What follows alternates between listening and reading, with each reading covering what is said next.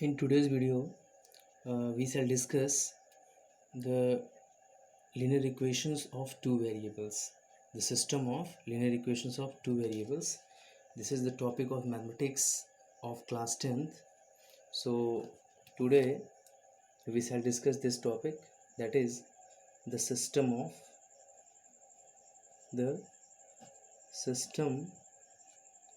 of linear equations of two variables.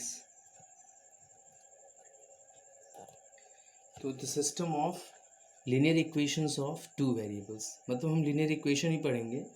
Linear equation तो linear कब होगा? जब डिग्री 1 होगा। एक ऐसा linear equation of two variable, linear जहाँ वर्ड आ गया इसका मतलब क्या होगा? हमेशा जो उसका वेरिएबल होगा एक्स वाई जो कुछ भी होगा, हमेशा उस पर जो हाईएस्ट पावर होगा वो क्या होगा? 1 होगा। लीनियर मतलब ये होता है। तो अब टू वेरिएबल्स का से क्या मतलब है? वन वेरिएबल तो हमने पढ़ा, हमने क्लास 10th में पढ़ा था, क्लास 8th में, क्लास 7th में हमने जो मैथमेटिक्स में लीनियर इक्वेशंस देखे वो ऑफ वन वेरिएबल थे, वो सिंगल वेरिएबल के थे। मतलब उसमें या तो एक्स वाई, मतलब या तो एक्स होता था या तो वाई होता था या तो जेड या टी वॉटेवर, मतलब कोई भी वेरिएबल होता था लेकिन सिंगल होता था। लेकिन यहाँ पे क्या रहेगा? यहाँ पे टू वेरिएबल्स होंगे, आपके साथ एक्स वाई, एक्स के साथ वाई होगा, या आप मान सकते हैं पी के साथ क्यू होगा, आर के साथ एस होगा। So these are the things, that is why we can call it the system of linear equations of two variable. So linear system मतलब क्या होता है? जैसे आप देखते हैं कंप्यूटर को भी हम एक साथ क्या, कंप्यूटर को हम एक साथ सिस्टम कहते हैं, क्योंकि वहाँ पे कई सारी चीज़ें एक खास पर्पस से एक साथ रखी होती हैं। जैसे आपका मॉनिटर है, कीबोर्ड है, सीपीयू है, these are the things. So that is why we call that a system. तो यहाँ पे क्या है? यहाँ पे एक से ज़्यादा इक्वेशन होंगे। जब भी एक से ज़्यादा इक्वेशन होंगे, चाहे वो दो इक्वेशंस एक साथ हों, चाहे तीन इक्वेशंस एक साथ हों, या चार, या जितने भी इक्वेशन एक साथ होंगे, तो हम उसको क्या कहेंगे? सिस्टम ऑफ इक्वेशंस या linear equations of two variable, three variable, for variable, जितना भी वेरिएबल होगा उतने इक्वेशंस भी होते हैं उस खास सिस्टम में। सो हम डिस्कशन करने वाले, सबसे पहले मैं आपको छोटा सा बैकग्राउंड दूंगा जिस ताकि आपको आइडिया लगे। जैसे हम देखते थे पहले, एक तरह से बैकग्राउंड दे रहा हूँ मैं आपको ताकि आपको थोड़ा सा आइडिया लग जाए, एक कनेक्ट आप ताकि कनेक्ट कर सके। बैकग्राउंड अगर देखा जाए तो आपने पिछली प्रीवियस क्लासेस में पढ़ा linear equation, linear equation of one variable, हमने पढ़ा वन वेरिएबल। जैसे क्या होता है, इसका जनरल फॉर्म क्या हुआ करता था? जनरल फॉर्म होता था जैसे a x plus b equal to, अपन क्या करते हैं? जीरो कर दें। तो ये क्या है? ये एक लीनियर इक्वेशन है। लीनियर क्यों है ये? क्योंकि इस पे पावर क्या है? जो वेरिएबल है उसका हाईएस्ट पावर क्या है? 1 है। जब भी 1 होगा पावर तो हम उसको हमेशा लीनियर कहेंगे। जब पावर 2 होता है तो हम क्वाड्रेटिक कहते हैं। जब पावर 3 होता है, मैक्सिमम सबसे बड़ा पावर, हाईएस्ट पावर जो होता है वो अगर क्या हो, अगर वो 4 है तो बाई क्वाड्रेटिक कहते हैं। इस तरह से होता है। सो पावर्स की वजह से लिनियर, क्वाड्रेटिक, क्यूबिक या बाई क्वाड्रेटिक होता है इक्वेशन। तो ये क्या है? Linear equation. ये क्योंकि ये लिनियर है क्योंकि इसकी डिग्री क्या है? 1 है। ये एक पॉलिनोमियल है, आपने पॉलिनोमियल पढ़ा है पिछले चैप्टर्स में। सो ये क्या है? एक पॉलिनोमियल है, पॉलिनोमियल ऑफ वन वेरिएबल, मतलब एक वेरिएबल है इस पॉलिनोमियल में। देखिए पॉलिनोमियल आपने पढ़ा है p x equal to something या p y equal to something, जो भी उसका एक्सपेंडेड फॉर्म होता है। इसका मतलब ये मत समझिए कि पॉलिनोमियल सिर्फ सिंगल वेरिएबल होता है, नहीं। पॉलिनोमियल जो है मल्टी वेरिएबल होता है। वो 2 वेरिएबल का भी हो सकता है, वो 3 वेरिएबल का भी हो सकता है, वो 4 वेरिएबल का भी हो सकता है, लेकिन वो पॉलिनोमियल ही होगा। और जो मैक्सिमम पावर्स होंगी वही क्या होंगी? उसकी डिग्री होंगी। सो डिग्री के अकॉर्डिंगली हम नॉमिनेट करते हैं, उसको लिनियर कहेंगे कि क्वाड्रेटिक कहेंगे। सो आपने ये तो पढ़ा a x plus b equal to zero, और a y plus b equal to zero, या कुछ भी हो, जैसे a z plus b equal to zero. तो यहाँ पे हम डिफरेंट डिफरेंट वेरिएबल यूज़ कर रहे हैं, लेकिन है सिंगल वेरिएबल। एक साथ में कितना है? एक साथ में एक वेरिएबल ही यहाँ पे इन्वॉल्व है। So that is why we can say that कि इस तरह से वन वे, अब इसका ये तो मैंने जनरल फॉर्म में एग्जांपल दिया, हम एग्जांपल और भी ले सकते हैं। जैसे आपके पास मैं लिख दूँ 3x + 4 = 0। सो ये भी क्या है, एक पार्टिकुलर एग्जांपल हो गया ना। ये क्या है, linear equation of one variable है, ये वन वेरिएबल है। लेकिन हम पढ़ने क्या है, हमारा मुद्दा क्या है, हमारा मुद्दा है system of linear equations of two variables. हमने पढ़ना क्या है, टू वेरिएबल्स का। सो जनरल फॉर्म में अगर मैं लिखूं, या मैं पहले आपको एक हेंस, अब हम पढ़ेंगे linear equation, linear equation, linear equation of two variable, two variable. Two variable में क्या होगा, दो वेरिएबल्स होंगे एक साथ, जाहिर सी बात है, नाम से ही क्लियर है। सो अब जैसे मान लीजिए हम लिख, जैसे यहाँ पे क्या होता था, यहाँ पे होता था एक वेरिएबल होता था, इसलिए हम ax + b लिखते थे। लेकिन यहाँ पे क्या, हमारे साथ y भी होगा। इसका मतलब हम जैसे फॉर्म दें अगर मैं, तो ax + by + c = 0।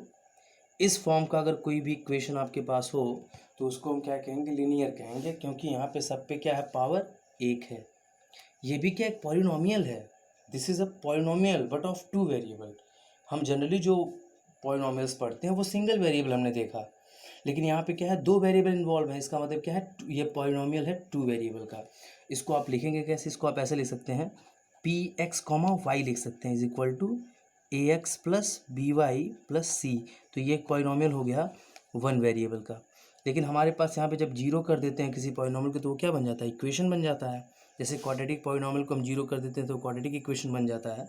वैसे ही लिनियर पॉलिनोमियल को, चाहे वो वन वेरिएबल का हो, चाहे वो टू वेरिएबल का हो, चाहे वो थ्री वेरिएबल का हो, उसको भी अगर आप ज़ीरो कर देंगे तो वो हमेशा क्या हो जाएगा, वो एक पॉलिनोमियल इक्वेशन बन जाएगा।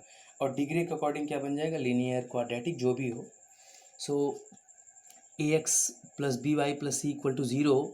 और कभी कभी ऐसा होता है, आपको कंफ्यूज होने की ज़रूरत नहीं है, ax + by = c होता है। तो ये भी क्या है, वही बात है, चाहे c को इधर भेजिए चाहे उधर भेजिए, उससे कोई दिक्कत नहीं है। तो ये क्या है, ये एक linear equation of two variable है। जैसे मान लीजिए एक पार्टिकुलर एग्जांपल लीजिए, जैसे मान लीजिए मैंने लिख दिया 2x, we have actually we have this 2x + 3y और +4 = 0। ये क्या है, एक एग्जांपल हो गया हमारे पास। ये क्या है, यहाँ पे दो वेरिएबल हैं x और y। This is quite simple and clear. और ये क्या है, डिग्री इनकी एक एक ही, क्योंकि यहाँ पे अगर x² या y² या समथिंग स्क्वायर या क्यूब होता तब तो आप इसको लीनियर नहीं बोल सकते थे, इक्वेशन बोल सकते थे, लेकिन लीनियर नहीं बोल सकते। लेकिन डिग्री क्या है इसकी, एक ही है, क्योंकि यहाँ पे हाईएस्ट पावर क्या है, किसी भी वेरिएबल पे, चाहे आप x को लीजिए चाहे y को लीजिए, यहाँ पे पावर क्या है, एक से ज़्यादा तो है नहीं। इसका मतलब क्या है, इसका मतलब ये लीनियर है। और इक्वेशन तो है ही, क्योंकि ज़ीरो कर दिया गया है। और क्या है, टू वेरिएबल का, क्योंकि यहाँ पे x भी वेरिएबल है और y भी वेरिएबल है, दोनों वेरी करेंगे, हमें इन्हीं की वैल्यू अलग अलग जगह पे अलग अलग मिलेगी। और एक चीज़ और जान लीजिए, कोई भी लीनियर इक्वेशन हो, कोई भी लीनियर इक्वेशन हो, चाहे वो कितने भी वेरिएबल का हो, वो हमेशा एक स्ट्रेट लाइन को शो करता है। अगर लीनियर है तो हमेशा वो क्या शो करेगा, स्ट्रेट लाइन। लीनियर जो इक्वेशन होते हैं, ये इंपॉर्टेंट चीज़ मैं लिख रहा हूँ, जो लीनियर इक्वेशन होते हैं वो हमेशा स्ट्रेट लाइन को शो करते हैं। स्ट्रेट लाइन मतलब सीधी रेखा या सरल रेखा।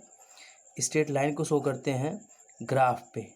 कहाँ पे, ग्राफ पे, मतलब जब आप एक्स वाई एक्सिस वाला खींचते हैं, तो अगर वो क्या है, अगर वो exactly I am just showing you कि लीनियर इक्वेशन है, तो हमेशा वो स्ट्रेट लाइन को ही शो करता है। सो ये एक इम्पॉर्टेंट चीज़ हो गया। अब लीनियर इक्वेशन का एक पर्टिकुलर एग्जांपल मैंने आपको दिया। अब सिस्टम, वर्ड पे है सिस्टम, अगर इसको सॉल्व, देखिए इसके तो बहुत सारे सोल्यूशन हैं, जो जो नंबर्स इसको सेटिस्फाई कर देंगे इस इक्वेशन को, वो इसके सोल्यूशन हो जाएंगे। जैसे एग्जांपल ले लीजिए, अब जैसे हमें एग्जाम्पली इसको, इसका सोल्यूशन क्या हो सकता है, अभी मैं आपको एक और, ये थोड़ा सा एक और हो सकता है इसको समझने में आपको दिक्कत आए, तो मैं आपको एक इजी सा एग्जांपल देके दिखा रहा हूँ कि अगर एक सिंगल अकेला इकलौता इक्वेशन है तो किस प्रकार से इसके बहुत सारे सोल्यूशन, इसके एक्चुअली इनफाइनाइट सोल्यूशंस होंगे, क्योंकि जो अकेला इसके जितने भी पॉइंट इस पे होंगे सब क्या होंगे, इसके सोल्यूशन होंगे। सो हम इसको समझते हैं। सो एग्जाम्पल के तौर पे हम ले सकते हैं, जैसे मान लीजिए आपके पास है एक इक्वेशन लिखेंगे हम, जैसे मान लीजिए मैंने लिखा 2x plus y is equals to 4। तो एक्स वाई की जो जो वैल्यू रखेंगे, अगर 4 आ जाएगा दोनों तरफ, L H S equal to R H S हो गया, तो वो हमेशा वैल्यू उसकी इस इक्वेशन का क्या होगा, सोल्यूशन होगा। तो मान लीजिए if we put x equal to, मान लीजिए अपन 0 रख देते हैं, एंड वाई इक्वल टू अपन 4 रख देते हैं।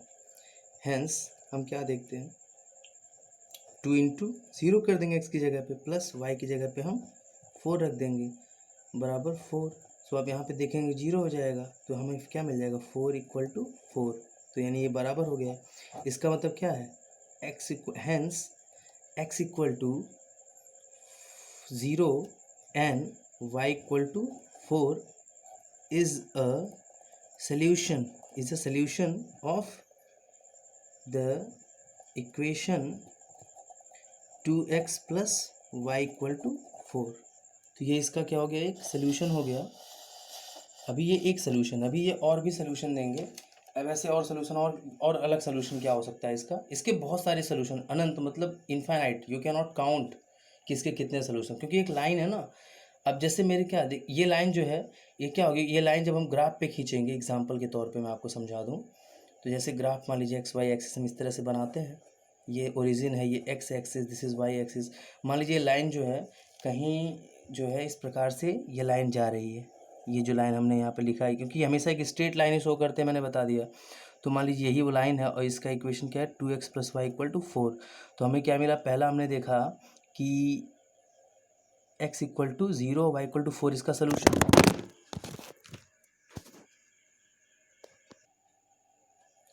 सो it is, so you can see x equal to 0 and y equal to 4 क्या है इसका सोल्यूशन है। इसका मतलब ये जो, क्योंकि x equal to 0, y equal to 4 क्या होगा, एक पॉइंट होगा एक्स वाई ग्रुप में, जैसे कोऑर्डिनेट होता है।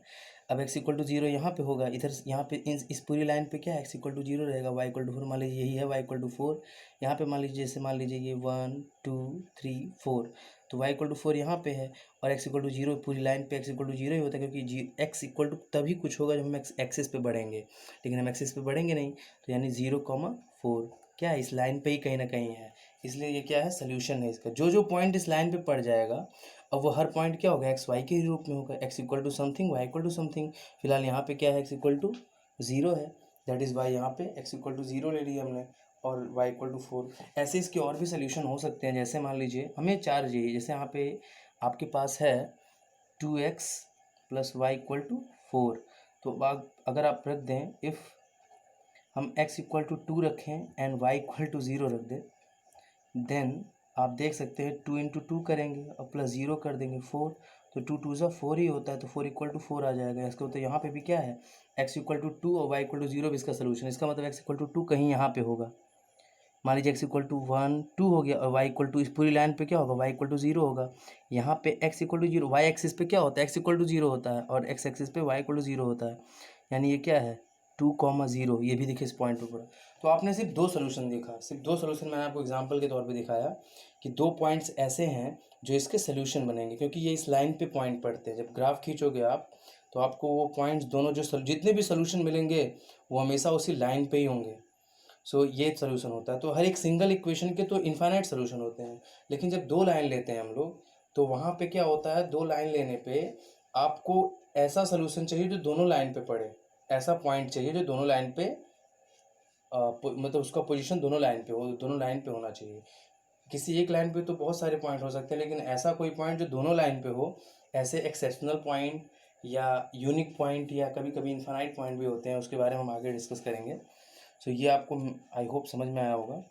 सो अनदर थिंग इज़ क्या कि जनरली अब इस पे हम देखते हैं कि अब हम यहाँ पे इस चैप्टर में जो हम डील करते हैं, हम क्या पढ़ने वाले हैं। पहली चीज़ तो हम ग्राफिकली समझेंगे, हम लाइन को या system of linear equations of 2 variable को हम ग्राफ से समझेंगे। ग्राफ से कैसे उसको, ग्राफ पे कोई भी इक्वेशन आपको दिया गया है तो उसको ग्राफ पे कैसे खींचते हैं एक स्ट्रेट लाइन के फॉर्म में, या ग्राफिकल मेथड से कैसे हम इसके सॉल्यूशंस को निकालते हैं, कैसे पता करते हैं कि ये 2 लाइंस पैरेलल हैं या इम्पैरेलल हैं, या ये दोनों लाइन एक दूसरे पर ही हैं। तो ये सारी चीज़ें जो है हम ग्राफिकल मेथड से सॉल्व करते हैं। तो इसमें दो चीज़ें हैं। पहली चीज़ तो इनका रिप्रेजेंटेशन, और उसके बाद इनको इनके सोल्यूशन पे जब हम आएंगे तो हम दो तरह के मेथड को इस्तेमाल करेंगे बेसिकली। एक होगा ग्राफिकल मेथड और दूसरा हमारा होगा एल्जेब्रेइक मेथड। सो सबसे पहले हम एक और चीज़ समझ लेते हैं, that is very very important from this perspective. So हम आएंगे, जैसे मान लीजिए आपके पास दो इक्वेशन है। मैं जनरल इक्वेशन लूँगा अभी, क्योंकि मैं अगर आप किसी टॉपिक को जनरल में समझते हैं, generally without any particular example, तो आपकी समझ, तो क्योंकि जनरल चीज़ को ही अप्लाई किया जाता है। जब आप जनरली चीज़ें जान जाएंगे कि इसका बेसिक क्या है, इसके इंट्रोडक्शंस क्या है, या इससे जुड़े कॉन्सेप्ट्स क्या हैं, तो आप जब उसको क्वेश्चंस पे अप्लाई करेंगे तो आपको खुद एहसास होगा कि हाँ दिस इज़ वर्किंग, कि ये चीज़ ऐसे अप्लाई किया जाता है। तो आपके पास एक अप्लाइड नॉलेज होगा। सो सबसे पहले मान लीजिए कि मैं इक्वेशन लेता हूँ a1x प्लस b1y और प्लस c1 इक्वल टू 0। मान लीजिए पहला इक्वेशन है। फिर दूसरा लीनियर इक्वेशन जो अब टू वेरिएबल है, मान लीजिए a2x प्लस b2y और प्लस c2 इक्वल टू 0 है। ये दो इक्वेशन हमारे पास उपलब्ध है। मान लीजिए क्या दो इक्वेशन हमारे पास उपलब्ध हैं। तो ये इक्वेशंस जो हैं ये दो तरह से होते हैं, कि ये इक्वेशंस जो हैं, अगर इन्हीं इक्वेशंस को हम बांटें, ये जो लीनियर इक्वेशन, ये जो लीनियर इक्वेशन जो होते हैं ऑफ टू वेरिएबल, इनको हम दो तरह से बांट सकते हैं। पहला है और दूसरा। पहला होता है consistent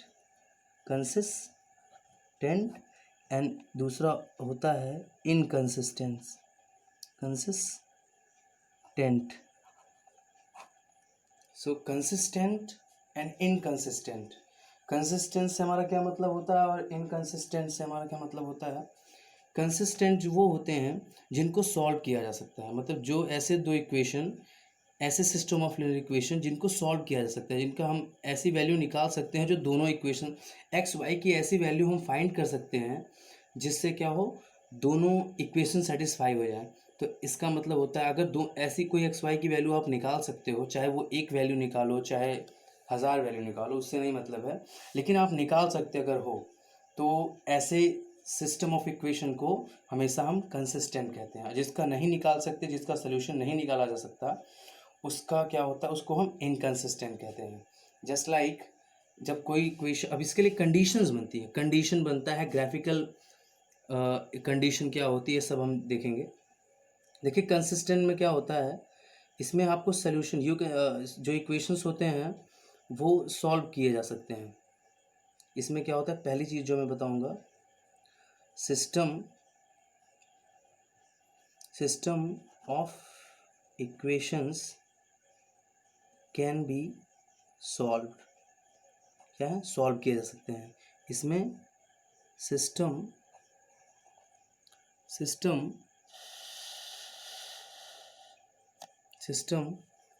of equations cannot be solve. Inconsistent में क्या सॉल्व नहीं किया जा सकता, अभी मैं बताऊंगा क्यों। उसके बाद अगली चीज़ अगर देखें हम, तो कंडीशन क्या होती है। कोई भी इक्वेशन अगर दो केस में जो है वो कंसिस्टेंट हो सकता है। जैसे हम आपको बता रहे हैं, जैसे कंडीशन क्या है, अगर हम देखें, जैसे कोई इक्वेशन, आपको दो इक्वेशन दिया गया है, तो कैसे आप जान जाएंगे कि ये कंसिस्टेंट है या नहीं। इसके लिए हम क्या करते हैं, जो इनके जो आपको मैं दिखा सकता हूँ, यहाँ पे जो आपको इक्वेशंस दिए हैं, यहाँ पे a1 है, b1 है, c1 है, यहाँ पे a2 है, b2 है, c2 है दूसरे इक्वेशन के लिए। तो अगर ये दोनों इक्वेशन अगर कंसिस्टेंट है, इफ़ दे आर कंसिस्टेंट, मतलब उनका सोल्यूशन निकाला जा सकता है, तो वो हमेशा क्या, उनका जो यहाँ पे दो कंडीशन अराइज होगी, दो कंडीशन बनेगी, which I am trying to tell you. So इसको एकदम शांति दिमाग से देखेंगे तो, पेशेंस रख के, तो समझ में भी आएगा कि अगर पहला कंडीशन ये है कि a1 अपॉन a2 बराबर हो जाए b1 अपॉन, बराबर ना हो B1/B2 के। ओके, और मतलब A1/A2 करिए आप, मतलब यहाँ पे जो भी इक्वेशन में होगा A1/A2 करेंगे और वो बराबर ना हो B1/B2 के, तो ऐसे केस में भी क्या होता है, इक्वेशन जो है कंसिस्टेंट होता है, दैट इज़ कंसिस्टेंट कहलाता है। अगर ऐसा हो गया तो वो हमेशा कंसिस्टेंट होगा। और पहले तो हम यही चेक करते हैं। उसके बाद दूसरा केस क्या अराइज होता है कि A1/A2 इक्वल टू, मान लीजिए आप चेक कर रहे हैं और आप ये अनइक्वल ना होकर के इक्वल हो। अगर मान लीजिए A1/A2 is not equal to B1/B2, तब तो मामला क्लियर है कि ये कंसिस्टेंट होंगे। लेकिन मान लीजिए अगर ये इक्वल हो गए, तब आपको C1/C2 चेक करना होगा कि इनके बराबर है कि नहीं। तो अगर मान लीजिए C1/C2 भी क्या हो गया, बराबर हो गया। अगर मान लीजिए A1/A2 is not equal to B1/B2 है, तो इसका मतलब ये कंसिस्टेंट होंगे। मतलब इन दोनों ऐसे दो इक्वेशन को जिनमें A1/A2 is not equal to B1/B2 है, ये कंडीशन है, इसका मतलब दोनों इक्वेशन को सॉल्व किया जा सकता है। सॉल्व किया जा सकता है मतलब एक्स वाई की ऐसी वैल्यूज़ निकाली जा सकती हैं जो दोनों इक्वेशंस को सेटिस्फाई करेंगी, मतलब दोनों के सॉल्यूशंस होंगे। तो पहला तो केस ये हो गया। और ये क्या है कि अगर मान लीजिए A1/A2 is equal to B1/B2 हो जाता है, तो आपको आगे भी चेक करना पड़ेगा, दैट इज़ C1/C2 करना पड़ेगा। तो C1/C2 जब आप करेंगे, अगर ये तीनों बराबर हो गए तो भी क्या होता है सोल्यूशन, तब भी इक्वेशंस के सोल्यूशन निकाले जा सकते हैं। लेकिन अब यहाँ पे आप देखेंगे तो अगर इस केस में, अगर इनकंसिस्टेंट के केस में क्या होता है ये आपको जानना है। इनकंसिस्टेंट के केस में क्या होता है, A1/A2 is equal to B1/B2 तो हो जाता है, ये तो बात बराबर है कि B1/B2 हो जाता है, लेकिन नॉट इक्वल टू C1/C2 जब हो गया, मतलब A1/A2 इक्वल टू B1/B2 तो ठीक है, लेकिन अगर आप फिर आपको आगे चेक करोगे आप ना, तो अगर आपको ये, क्योंकि मैंने बता दिया कि अगर A1/A2 is not equal to B1/B2 है, तो आपको आगे C1/C2 चेक करने की ज़रूरत ही नहीं है। आप सीधे कह सकते हैं कि जो system of linear equation of two variable जो हमें दिया गया है वो कंसिस्टेंट है। कंसिस्टेंट मतलब उसको सॉल्व किया जा सकता है। या मान लीजिए A1/A2 is equal to B1/B2 is equal to अगर C1/C2 हो गया, तो भी आप कहेंगे कि दिया गया सिस्टम है वो कंसिस्टेंट है। लेकिन यहाँ पे ध्यान दीजिए कि अगर ऐसा हो गया कि A1/A2 is equal to B1/B2 है but not equal to C1/C2, in this case इसका मतलब क्या है, दोनों इक्वेशंस क्या हैं, वो सॉल्व नहीं किया जा सकते। वो दोनों इक्वेशन सॉल्व नहीं किए जा सकते, इसका मतलब वो इनकंसिस्टेंट होंगे। सो ये कंडीशन होती है। तो आप इससे चेक कर सकते हैं कि कोई भी जो दिया गया सिस्टम है इक्वेशन का वो कंसिस्टेंट है या नहीं। कंसिस्टेंट मतलब मेनली जो सॉल्व किए जा सकते हैं, और इनकंसिस्टेंट मतलब जो सॉल्व नहीं किए जा सकते हैं। तो यही कंडीशन होती है एक तरह से कोफिशिएंट के फॉर्म में। ये तीनों कंडीशन को मैं घेर भी दे रहा हूँ, आप इस पर फोकस करिएगा। और जिस तरह से मैं डायग्राम फ्लो चार्ट बना रहा हूँ, आप वैसे बनाएंगे तो आपको लर्न करने में बहुत ही आसान पड़ेगा। एक और चीज़ मैं आपको बताना चाहूँगा यहाँ पे कि अगर इसको हम देखें ग्राफ के तौर पे, कि जब जब A1/A2, ये तो मैंने कंडीशन बता दी है, लेकिन हम ग्राफिकली भी देख सकते हैं कि कंसिस्टेंसी क्या होती है या इनकंसिस्टेंसी सिस्टम ऑफ इक्वेशंस की क्या होती है। तो अगर A1/A2 एंड B1/B2 अगर बराबर नहीं है, इसका मतलब हमेशा क्या होगा, दोनों इक्वेशंस क्या होते हैं, लाइन शो करते हैं। अगर ग्राफ पे हम देखें, अब मैं ग्राफ लेवल पे बात कर रहा हूँ, ग्राफ लेवल पे पहले के केस में क्या, इस केस में क्या होगा कि दोनों इक्वेशन क्या होंगे, बोथ लाइन विल क्योंकि दोनों इक्वेशन दो लाइन को शो करेंगे, तो बोथ लाइन के दोनों लाइन क्या करेंगी, अगर ऐसा है दोनों लाइन क्या इंटरसेक्ट करेंगी। बोथ लाइन्स अभी मैं आपको आगे समझाऊंगा। Both lines will intersect each other, मतलब एक दूसरे को इंटरसेक्ट करेंगे, मतलब एक दूसरे को काटेंगी। जब भी दो इक्वेशन आपको दिए गए इस प्रकार से कि A1/A2 is not equal to B1/B2 है, इसका मतलब जो दोनों इक्वेशंस को अगर हम ग्राफ पे खींचे जो कि दोनों स्ट्रेट लाइन होंगे, तो वो दोनों एक दूसरे को किसी ना किसी जगह पे काटेंगे। इसका मतलब क्या है, काटेंगे तो क्या है, दोनों का सोल्यूशन मिल जाएगा हमें। जो पॉइंट ऑफ इंटरसेक्शन है जहाँ पे दोनों लाइंस काट रही हैं, वही जो पॉइंट जो दोनों का कॉमन पॉइंट बन गया, वही क्या, वही सोल्यूशन है। तो वही सोल्यूशन, इसका मतलब क्या, इक्वेशन को सॉल्व कर, भाई दो रेखाएं अगर काट रही हैं इसका मतलब हम उसको सॉल्व कर सकते हैं। उसके बाद अगला क्या है, अगला होता है ये तो मैंने इसका बताया। अगर मान लीजिए तीनों बराबर हो जाए तो बोथ लाइन्स विल कोइंसिडेंट, या बोथ लाइन्स एक तरह से लिख सकते हैं both lines will overlap. Overlap मतलब एक दूसरे पे हो जाएंगे, मतलब एक दूसरे के ऊपर ही दोनों लाइन रहेंगी। बोथ लाइन विल ओवरलैप, तो ओवरलैपिंग हो जाएगा। तो ओवरलैपिंग मतलब क्या है, बहुत सारे सोल्यूशन होंगे। जब दोनों लाइन एक दूसरे पे ही हो गई हैं तो जो पहले लाइन का जो पॉइंट होगा वही दूसरे लाइन का भी पॉइंट होगा। इसका मतलब आपको एक से ज़्यादा सोल्यूशन मिलेंगे। एक चीज़ जान लीजिए कि जब a1/a2 is not equal to b1/b2 होता है तो दोनों लाइन के हमें सिर्फ एक सोल्यूशन मिलेगा, सिर्फ यूनिक सोल्यूशन, मतलब सिर्फ एक सोल्यूशन। तो वही जो इंटरसेक्शन पॉइंट होता है। लेकिन अगर दोनों लाइन एक ही पे हैं जहाँ पे a1/a2 is equal to b1/b2 is equal to c1/c2 है, ऐसे केस में जो है लाइन हमेशा एक दूसरे के ऊपर होगी। जब आप खींचेंगे दोनों लाइन एक ही जगह पे से दोनों लाइन जाएंगे, और ऐसे केस में क्या होता है, आपको बहुत सारे सोल्यूशन मिलेंगे। इसलिए हम कहेंगे कि बोथ लाइन्स विल ओवरलैप।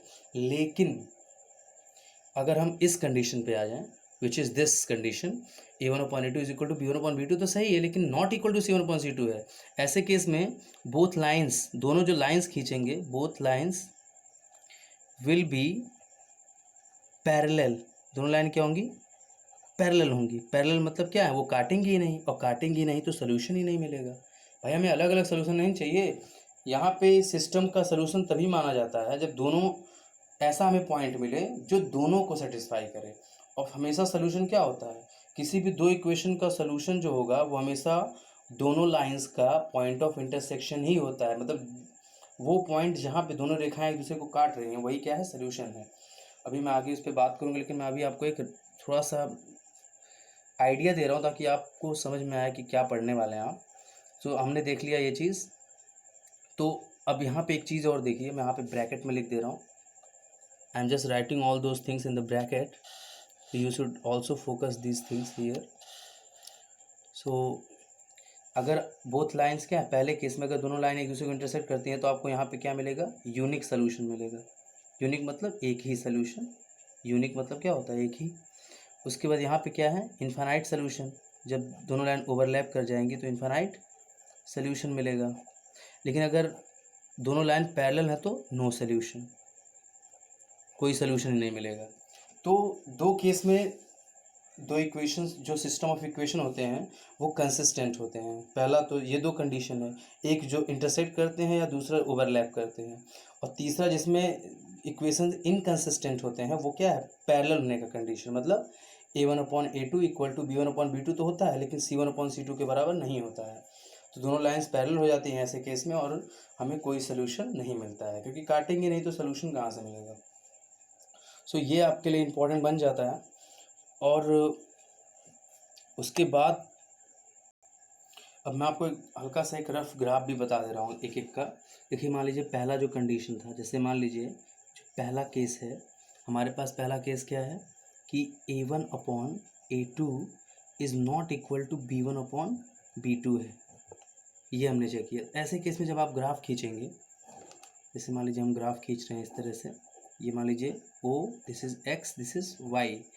तो ये दो लाइन्स की, दोनों लाइन जो आपको मैंने अभी लिखा था, यहाँ पे जो मैंने लिखा है ये वाली जो इक्वेशंस हैं, ये दो लाइन, दो स्ट्रेट लाइन को शो करेंगे। तो इन्हीं को मैं जनरली, अगर मैं हमने चेक किया कि a1/a2 is not equal to b1/b2 है, तो ये लाइन चाहे कहीं से भी जाएँ, कहीं से भी ये लाइन जाएंगे, लेकिन एक दूसरे को काटेंगे जरूर। जैसे मान लीजिए एक लाइन, मान लीजिए एक लाइन ऐसे गया, मान लीजिए जो स्ट्रेट लाइन है मैं मान लेता हूँ कि ये a1x plus b1y plus c1 is equal to 0 है। ये जो हमारा पहला है। तो जब अगर ये कंडीशन लागू होती है जहाँ पे इक्वल नहीं है, तो दूसरा इक्वेशन कहीं से भी जाएगा लेकिन इसको काटेगा जरूर इस लाइन को। और मान लीजिए हमारा ये वाला क्या है, a2x plus b2y plus c2 equal to 0। तो ये हमारे पास आ गया। तो इस केस में कुछ ऐसी दशा होती है ग्राफ के रूप में। सेकंड कंडीशन क्या है हमारा, सेकंड कंडीशन जो है कि a1/a2 is equal to b1/b2 is equal to c1/c2 जब होता है, जब तीनों बराबर हो जाते हैं, जब तीनों आपके इक्वलाइज कर जाते हैं या इक्वल हो जाते हैं, तो ऐसे केस में क्या होता है कि अगर आप ग्राफ देखेंगे, इनका अगर ग्राफ दिखाऊं मैं आपको, तो ये जो जैसे मान लीजिए इस तरह से होगा, ये ओ ओरिजिन, ये एक्स वाई, तो ये दोनों लाइन जैसे मान लीजिए पहली जो लाइन है, मतलब जो a1x वाला जो लाइन है, a1x प्लस b1y, इसी के ऊपर दूसरी लाइन भी रहेगी। देखिए इसी पे मैं शो कर दे रहा हूँ। एक लाइन मतलब ये छोटी वाली लाइन मतलब दूसरी वाली लाइन है, ये पहली वाली लाइन है, दोनों एक पे ही है, तो सारे पॉइंट्स क्या होंगे, इसके सोल्यूशन ही तो होंगे ना, क्योंकि जो पॉइंट आप लेंगे दोनों पे पड़ेगा, तो दोनों पे पड़ेगा तो क्या होगा, इंटरसेक्ट में तो सिर्फ यही एक सोल्यूशन है जो यहाँ पे काट रहा है, जो यहाँ पे ये जो आप देख सकते हैं जो पॉइंट ऑफ इंटरसेक्शन है, यही दोनों का सोल्यूशन होगा, दोनों लाइन्स का या दोनों इक्वेशंस का। तो यहाँ पे इसलिए यूनिक सोल्यूशन होता है। मैंने क्या लिखा था ब्रैकेट में, यूनिक सोल्यूशन जब इक्वल नहीं होते हैं। लेकिन जब ये तीनों इक्वल हो जाते हैं तो मेनी सोल्यूशन, इन्फाइनाइट सोल्यूशन, क्योंकि हर पॉइंट सोल्यूशन होगा, क्योंकि हर पॉइंट दोनों पे पड़ रहा है ना, इस लाइन पे है भी उस लाइन पे भी है। लेकिन अगर वही मैं आपको तीसरी कंडीशन दूँ तो इन दो केसेस में तो कंसिस्टेंट कहलाते हैं। लेकिन तीसरा केस अगर हम देखें कि जब a1 is equal upon a2 is equal to b1 upon b2 होता है, but not equal to c1 upon c2, ध्यान दीजिएगा, नॉट इक्वल टू, तो ये हमेशा पैरेलल हो जाते हैं। तो मतलब ऐसे केस में अगर हम दोनों लाइन का ग्राफ खींचेंगे, if I take the graph in this condition, तो क्या होगा, ये x है, ये y है, तो ये दोनों लाइंस क्या होंगी, पैरेलल हो जाएंगी। मतलब ये एक लाइन क्या है, ये एक a1x वाला है मान लीजिए, एक दूसरा क्या है a2x वाला है, a2x b2y, तो ये दोनों लाइंस क्या पैरेलल हो जाएंगी। और जब पैरेलल हो जाएंगी दोनों लाइंस, आप देख सकते हैं, अगर ये दोनों लाइंस पैरेलल हो जाएंगी तो सोल्यूशन होगा, नहीं होगा, जब काटेंगी ही नहीं एक दूसरे को तो सोल्यूशन कहाँ मिलेगा। तो ऐसे केस में इसलिए लाइंस पैरेलल होती हैं, और पैरेलल होती हैं तो इनकंसिस्टेंट होती हैं। इनका दो इक्वेशंस अगर इनकंसिस्टेंट हैं, मतलब आपका ग्राफ खींच के भी आप बता सकते हैं कि कौन सा दो इक्वेशन जो आपको दिया गया है वो कंसिस्टेंट है या कौन सा इनकंसिस्टेंट। अगर दोनों पैरेलल हो गए, काट नहीं रहे हैं, इसका मतलब क्या होंगे, वो इनकंसिस्टेंट होंगे और उनके पास कोई सोल्यूशन नहीं होगा। लेकिन अगर वो इंटरसेक्ट कर रहे हैं या ओवरलैप कर रहे हैं, दूसरे के ऊपर आ जा रहे हैं, तो ऐसे केस में कंसिस्टेंट होंगे। ओवरलैप के केस में मेनी सोल्यूशंस होते हैं, और इंटरसेक्टिंग होने के केस में एक सोल्यूशन, सिर्फ यूनिक सोल्यूशन होता है। सो ये है एक तरह से आपके लिए मैंने बताया कि इसका इक्वेशन का किस तरह से होता है। अब जो मेरा नेक्स्ट वीडियो होगा उसमें मैं आपको सोल्यूशन के बारे में बताऊंगा, किस तरह से हम इसको सॉल्व करते हैं। उसके बाद हम कुछ क्वेश्चंस देखेंगे और इसी प्रकार से ये टॉपिक आपको अच्छे तरीके से समझ में भी आएगा। Thank you.